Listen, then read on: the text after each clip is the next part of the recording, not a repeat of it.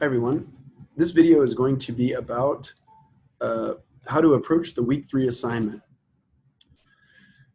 All right, so this assignment is about cultural memory. So in Communicative and Cultural Memory, Jan Osman draws on his own classic work, Collective Memory and Cultural Identity, to analyze a concept he calls cultural memory.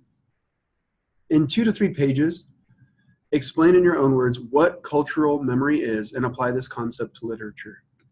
How does literary representation of historical events help create our sense of cultural identity?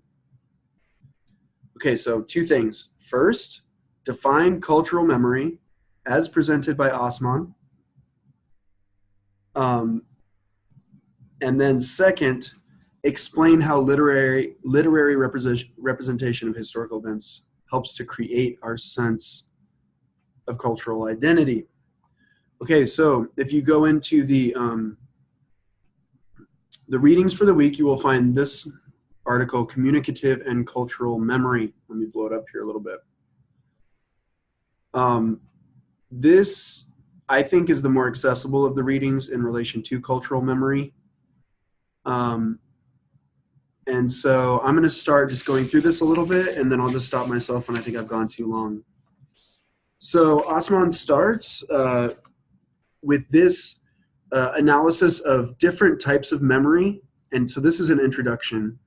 And the one that we're interested with is cultural memory. And you'll see that the time horizon for cultural memory is mythical, cultural time, long periods of time. So as you're reading this article, remember that cultural memory is not immediate memory. It's not like, hey, mom, I recognize you're my mom because I see your face, and I'm going to talk to you today about, political speeches that are occurring or whatever. It's historical and mythological time, so thousands of years, and it's been passed down through generations. That's cultural memory. I'm going to move quickly here. You'll need to read this introduction to get more out of it.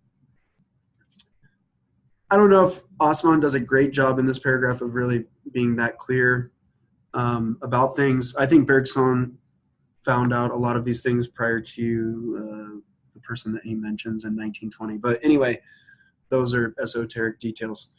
Culture as memory. So cultural memory is a kind of institution. It is exteriorized, objectified, and stored away in symbolic forms that, unlike the sounds of words or the sight of gestures, are stable and situation transcendent. So these things may be transferred from one situation to another and transmitted from generation to generation, again, relating to that historical time. So here we have an initial little taste of how Osman is going to define cultural memory. So right here he begins.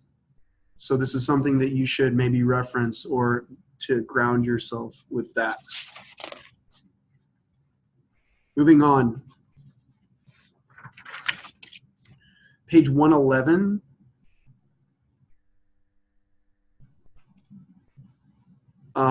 Osman continues his analysis, and here he gets into more detail about what cultural memory is. And he talks about objects that carry our memories. I disagree with Osman. I don't think objects carry memories. I think objects inspire memories. And he actually says that here, the memories are carried within us or within our brains or within some universal mind or whatever you want to. There are different theories about that over time. But the objects are what inspire our memories to flow out of us. But anyway, if you're still with me here, let me guide you to something else where he literally says this is what I call cultural memory. So this is page 111. On the social level, with respect to groups and societies, the role of external symbols becomes even more important because groups which do not have a memory tend to make memories by means of things meant as reminders, such as monuments, museums, libraries, archives, and other mnemonic institutions. This is what I call cultural memory, that being Osman. Okay, so he tells us here directly, monuments, museums, libraries, archives are things that are examples of structures that have been created that relate to cultural memory. Now, I might be wrong in my interpretation here, but this might be kind of confusing. A monument in and of itself is an item that houses within it a story, right? And can translate cultural memory so long as the person viewing the statue knows what the cultural memory is that relates to it and can then tell you about that. They become, in a certain sense, a sage or a guide for you as a child, for example. You come up to this statue, Abraham Lincoln, right? In the Lincoln Memorial, he's sitting up there.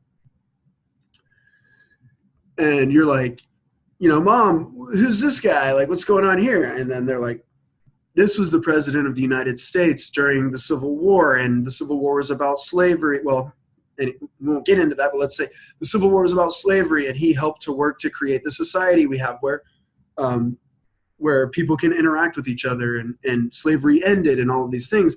And so that's transmitted through the monument. Now, when Osman is talking about museums, libraries, archives, and other things, he's talking about the things inside those structures. So the monument itself holds within itself the discourse of its own meaning. But a museum, what he's saying is, like, in a museum, you get to view like the David, right? If you're in Florence, Italy. Or you go to the Sistine Chapel, like churches can house cultural memory, religious institutions. But the museum itself might not be something that really has like a story behind it or a meaning. But when you go inside, then you see the objects. When you go into the library or the archive, you have the texts that give you the cultural memory. Okay, so those are things that house these meanings of cultural memory. All right, he goes on to talk about time frames. I'll let you engage with that. And the reason why he talks about time frames here on pages 112 and 113 is he wants to establish the foundation for cultural memory, being that historical, genealogical, mythological time frame. And he says that communicative memory is, which he's distinguishing here. Communicative memory is the memory that exists. One way to think about it, it's the memory that exists with people who are currently alive. And that's why he says it lasts about 80 years, because in general, people don't live longer than 80 years. So whenever the last World War II veteran dies, which will happen hopefully with it, well, I'm not saying I hope they die, but hopefully we'll all live long enough to live to a point where the last World War II veteran in any country will pass away. Once that person dies, there will be no communicative memory left, because the only way to have communicative memory is to have experienced it. So once that last person dies, the cultural memory of the event will be all that's left. But right now, I would say we have both communicative and cultural memory related to World War II, because we still can hear the stories of the people who actually lived it. But then we also have the books, the maps, the historical analysis, and all of these things, the literature, the poems that have been passed on by all those who are gone. And that's being collected in museums, in libraries, and other places where it has become cultural memory. I'm trying to go fast here. There's a lot of stuff in this article. Really, this doesn't really relate to the assignment, but I found it really interesting. Humans' ability on page 114 to forget is extremely important. If we couldn't forget things in a certain sense, life would be hell. If you remembered every single painful thing that happened to you in all of its painful totality, there would be no way to go on living. But humans have this innate capability of forgetting. And for those of you who are mothers, I'm sure that if I was in the delivery room with you right in the middle of the most painful contraction that you were having, and I was like, hey, I bet you can't wait to be a mom again, huh? You want to get pregnant again? You would say something like, there's no way in hell I'm ever going to get pregnant again. But I've noticed many of you mentioned you have multiple children. Well, why is that? Well, because you, in a certain sense, forgot that moment. If you weren't able to forget that moment, if you always remembered it in its total violent totality, you would always say, like, no way, I'm never getting pregnant again. But humans have a natural tendency to be able to forget, which is actually very useful for us, because life would be hell if we couldn't forget. Okay. I'm going to wrap it up here. Osman talks about institutions and carriers. So one important part of cultural memory is that it's often given to a select group of individuals who then transmit that knowledge to other generations. And he mentions in particular, from various cultures, kind of the spiritual leaders, the rabbis, the priests. Those are the people who often had the cultural memory, the religious knowledge, and then they would transmit that to other people. And other people, and even in Western society, people didn't know how to read Latin, or even really know what Latin meant. And so the Catholic priests they knew how to do that, and so they would run all the masses in Latin, and it was, in a certain sense, they had the esoteric knowledge that the other common people didn't have. So the common people had to rely on them for interpretation of the religious texts, because the religious texts were in languages that they couldn't read. And then comes along Luther and a bunch of other people, start translating the Bible into languages that people can understand. And then you have a totally different world after that. Okay, so the last thing I'll leave you with is, I'm not going to tell you everything about the article, but at the very end of the article, Osman has this table that indicates what's the difference between communicative memory and cultural memory. We talked about the first one. I'll let you look at the rest, but the first one is the communicative memory is the history and the time frame of autobiographical past or living history. So it's me talking about my childhood right now. It's the World War II veteran who's still alive, recounting the story of being, in the air getting shot at or whatever. But then the cultural memory is mythological history. It's in the absolute past. So that means that it will always exist in this area where that's the past. No one is alive now who was alive then. No one who's alive now was alive during the times that Jesus existed, right? And yet we have a lot of people around in our society, and I'm not diminishing anyone here if you are a Christian, but we have a lot of people who act like they were walking around seeing Jesus perform all these miracles, right? But it's important for us to have the humility to admit that, yeah, we weren't there, that we are relying on cultural memory, passed down over thousands of years with books that have been revised numerous times. And so, but when something becomes cultural memory, it often becomes, in a certain sense, more believable to the human mind. We grew up in Western society. I grew up in a Christian church.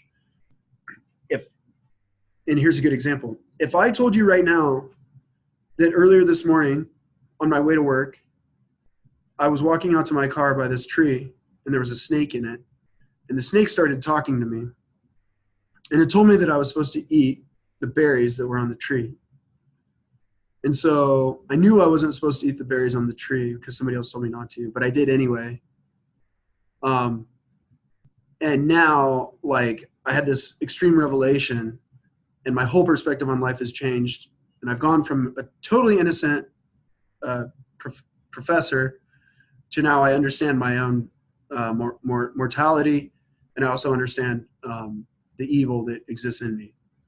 You'd be like, dude, you're absolutely insane.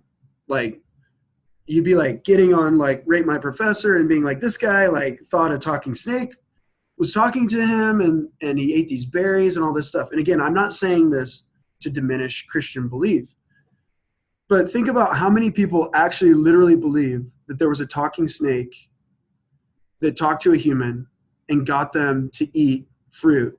And when they ate fruit, then like all hell broke loose. So the reason why I tell that story is because when something's in cultural memory from way back in the past, people are very open. For some reason in the human condition, we're very open to like believing that it's true. But if somebody told us the same story right now in our communicative memory, we would say that they're insane and they should be on some sort of medication to like, you know, make sure that their mind is okay. You know, if I walked up to your child and I said, "There's talking snakes out here. Watch out for the talking snakes," you would say, "My child, there's no need to worry. There's no talking snakes here." But yet we, you know, anyway, we have these stories that ground our society and ground many people's beliefs. And it's literally about talking snakes. And in that context, people tend to say, yes, this is true. There was a talking snake.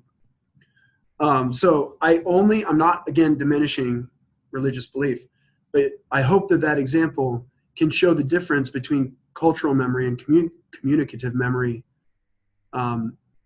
because cultural memory is this absolute thing, and it has a very, very strong influence on us, even though we don't recognize it. Okay, I've gone on long enough. I hope you found this helpful. I look forward to your definitions of cultural memory, and then remember the second part, apply it to how literature impacts us as well.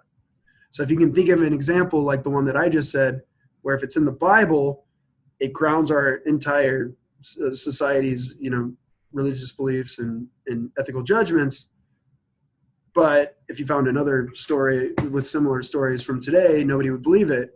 So try to think of it like an example like that from literature. And it doesn't have to be religious or whatever. It could be from whatever time period that you're interested in, but how that influences the way. So for example, just one more, slavery. There are still people today who say, oh yeah, slavery wasn't that bad. Like all the African slaves, they needed the white people to take care of them. And actually a lot of those slave owners, they were really good people and they prevented a lot of those people from, you know, blah, blah, blah, blah, blah. That is cultural memory. Because if you actually go back to the texts and you read them and you engage with the communicative memory that those people went through, you'll see that they lived pretty much in absolute hell.